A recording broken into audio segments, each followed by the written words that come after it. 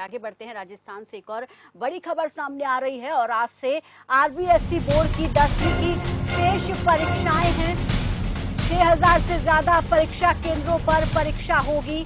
अभिभावकों से बीमार बच्चों को नहीं भेजने की अपील की है।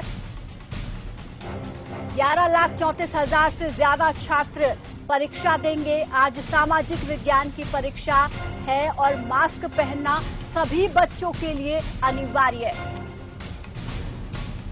तो राजस्थान में 10वीं की शेष परीक्षा, जो परीक्षा रह गई थी 10वीं कक्षा की कोरोना की वजह से, उसको आज करवाया जा रहा है राजस्थान बोर्ड की तरफ से।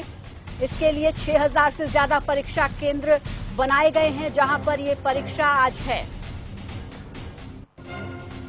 और वहीं इस पर ज्यादा जानकारी के साथ जयपुर से हमारी संवाददाता प्रेरणा शर्मा हमारे साथ जुड़ी है। प्रेरणा, जयपुर में कितने परीक्षा केंद्र हैं और क्या कुछ तैयारियां कोरोना से बचाव के लिए बच्चों के लिए? जी, मैं आपको बताना चाहूंगी कि जयपुर में कुल मिला के आसपास के एरियो में 200 से ज्यादा परीक्षा केंद्र बनाए गए हैं और जिनमें से अभी 50 समथिंग जो परीक्षा केंद्र हैं वो बढ़ा दिए गए हैं कोविड की स्थिति को देखते हुए।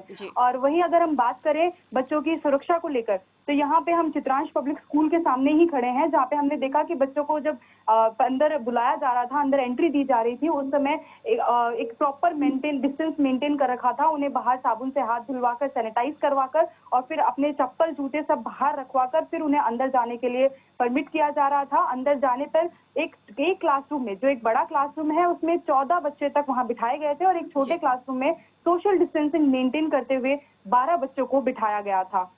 जी, और इसके अलावा क्या जो बच्चे आ रहे हैं, क्योंकि ये भी कहा जा रहा है कि अभिभावकों से ये अपील की जा रही है कि जिनके बच्चे बीमार हैं वो उनको ना भेजे, तो ऐसे में अगर उनकी परीक्षा छूटती है तो क्या राजस्थान सरकार दोबारा से ऐसे बच्चों के लिए कोई और प्रबंध करेगी परीक्षा के लिए? क्योंकि सरकार की तरफ से ये अपील की जा रही है कि वो अभिभावक जिनके बच्चे बीमार हैं उनको ना भेजे। जी, मैं इस मामले में आपको ये बताना चाहूंगी कि राजस्थान सरकार पूरी बच्चों के परीक्षा का और उनकी पढ़ाई का पूरी तरीके से ध्यान रखते हुए, हर चीज को ध्यान रखते हुए ये परीक्षाएं सुनिश्चित कर रही है और आगे भी यहाँ के अभिभावकगण भी इस चीज से पूरी तरीके से सहमत है कि परीक्षा होना बच्चों के लिए जरूरी है, लेकिन साथ ही साथ उनकी सुरक्षा भी कोरोना की इस वैश्विक महामारी में बहुत जरूरी है।